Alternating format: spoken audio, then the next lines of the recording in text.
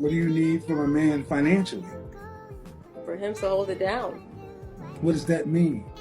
So what that means is, as a woman, and Put a dollar value on it. Don't give me the yearbook answer. At least a minimum of 6 figures. Minimum.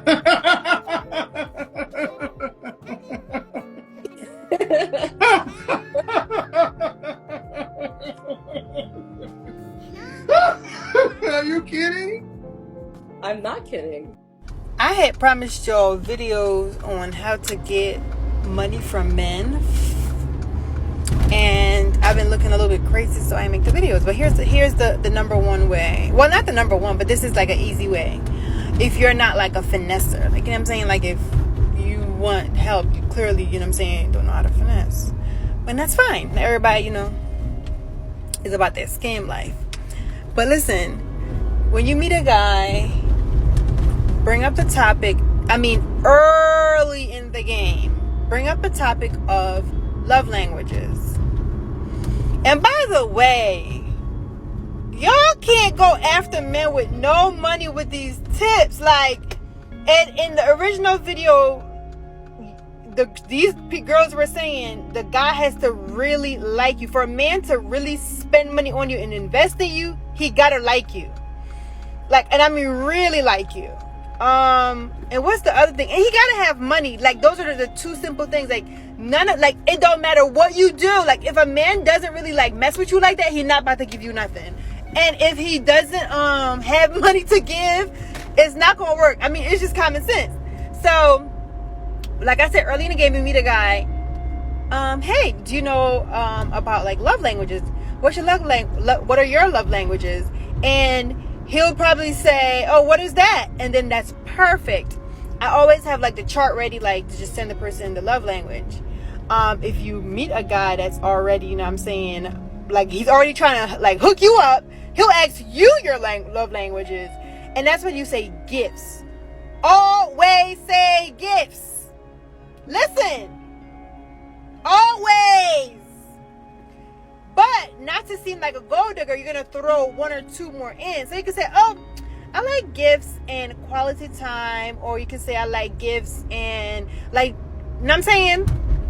But gifts got to be the first. Listen. Or you can act like you're thinking about it. I would say gifts and quality time.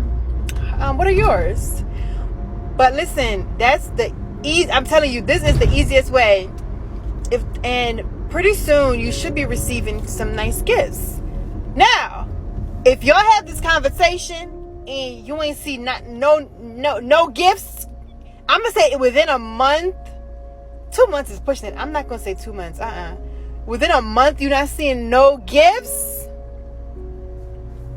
No, absolutely not. Everybody interaction with people is different. So maybe push it a little bit, but if y'all are having regular contact with each other, within a month you should be seeing the guy's trying to win you over. And that's another thing. We can't get away from these bimbo tights. They imagine they're being clever, but unfortunately, this is all too common. It's probably effective, which is why they're resorting to it, Many men are fooled by such nonsense. Clearly, there are a few points here that require discussion. I'm going to go ahead and assume that most people have no idea what I'm talking about when I bring up the topic of baby voices, so let's get that out of the way first. However, there is a substantial body of research on this topic, and it all points to the same conclusion. Women who resort to using their baby voices, or squeaky, underdeveloped child voices, to get what they want have likely experienced significant trauma in their formative years. What we have here are women who have problems relating to their fathers. They frequently resort to the squeaky baby voice to get their way. And you can expect to see it used on waitstaff, servers, and front desk personnel. So if you're dating a girl and her squeaky little baby voice, her baby voice, as they like to call it, starts popping out, you're probably dealing with a girl who has baggage. Certainly not the norm. Typical women of reproductive age do not speak in a childlike voice. Infants, unsurprisingly, speak in infant voices. To get ice cream or cotton candy, Kids, especially little girls, will use baby voices. That's the primary concern you should have. I also feel the need to point out that this is not a true, all-consuming urge. All-out, uncompromising desire means she's set her sights on you. So many of the younger women I've dated have tried to use this tactic on me. They'll complain that they can't afford car insurance or that their car needs new snow tires, but their father won't help them out. Avoid doing that. If this woman is your wife and the mother of your children, and she is carrying them in car seats, she will need a vehicle with good traction to do so safely. They are your children. But the random bimbo you've been seeing doesn't have a genuine burning desire for you. She's just trying to milk you for money. Any attempt at sexual intimacy that isn't driven by an unquenchable need on her part will inevitably devolve into a more superficial and shaky form of negotiation. Consistently, it falls short of expectations. Things are always conducted on a business basis. The kind of woman who will show up at your door and pounce on you is what you're after. That right there is the face of pure, unquenchable desire. That's how things should be going, especially in the beginning stages of a relationship. You're wasting your time if you're a more seasoned gentleman dating a younger woman who is playing this game with you. Basically, she sees you as a potential cash cow. If she doesn't want you for real, there's no point in trying to be intimate with her. Moreover, you can bet that she'll try to squeeze as much money out of you as possible. Furthermore, attractive women are not uncommon. Many males carry themselves as though attractive females are in short supply or unusual. On the contrary, they are actually quite common.